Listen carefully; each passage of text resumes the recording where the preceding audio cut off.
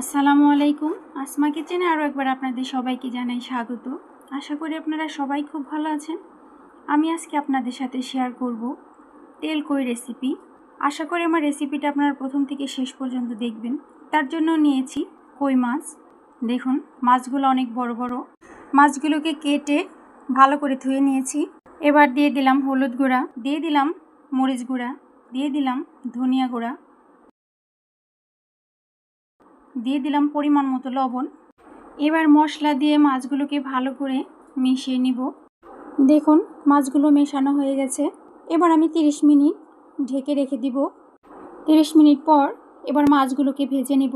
আমি একটা লোহার ফ্রাই প্যান নিয়েছি, দিয়ে দিলাম সরিষার তেল, দিয়ে দিলাম লবণ। এতে করে ভালোভাবে মাছগুলা তুলে নেওয়া যাবে। দেখুন মাছগুলো দিয়ে দিলাম। এবার উল্টে পাল্টে মাছগুলোকে আমি ভেজে নিচ্ছি।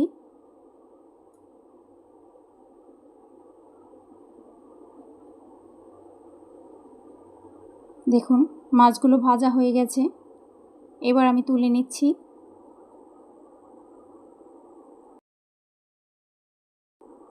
দেখুন মাশাআল্লাহ কতটা সুন্দর হয়েছে। এভাবে আমি সবগুলো মাছ ভেজে নিব। আমি আরও 3টি মাছ দিয়ে দিলাম। মাছগুলো ভাজা হয়ে গেছে, এবার তুলে নিচ্ছি। এই কই মাছগুলোকে ভেজে তেল কই রান্না করলে খেতে দারুণ লাগে। বাসার ছোট বড় সবাই খুব পছন্দ করবে। আমার এই ভিডিওটি ফলো করে আপনারা অবশ্যই বাসায় তেল কই রান্না করবেন আর আমাকে কমেন্ট করে জানাবেন খেতে কেমন হয়েছে। এবার আমি একটা কড়াই নিলাম, দিয়ে দিলাম সরিষার তেল। অবশ্যই আপনারা সরিষার তেল দিয়ে রান্না করার চেষ্টা করবেন, এতে করে খেতে দারুণ লাগবে। দিয়ে দিলাম জিরা ফোড়ন, দিয়ে দিলাম পেঁয়াজ কুচি। আমি নেড়ে নিচ্ছি। পেঁয়াজগুলো ব্রাউন কালার হয়ে গেছে। এবার আমি আদা বাটা, রসুন বাটা, জিরা বাটা দিয়ে দিলাম। ভালো করে কষিয়ে নিচ্ছি।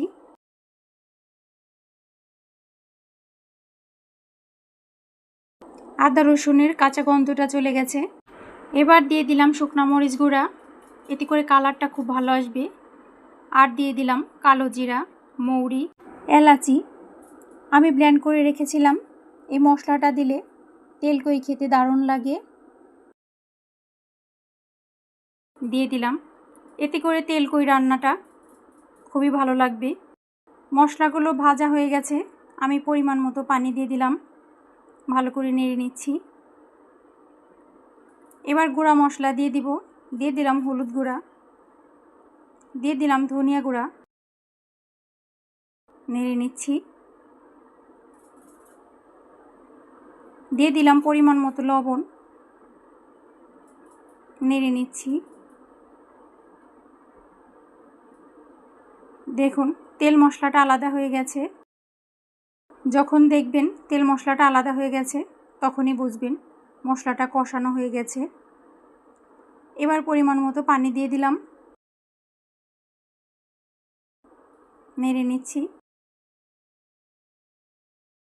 আমি ঢাকনা দিয়ে ঢেকে দিলাম। ঢাকনাটা তুলে নিলাম। দেখুন পানিটা বলক এসে গেছে। নেড়ে নিচ্ছি। এবার আমি ভেজে রাখা মাছগুলো দিয়ে দিব। মাছগুলো দিয়ে দিচ্ছি।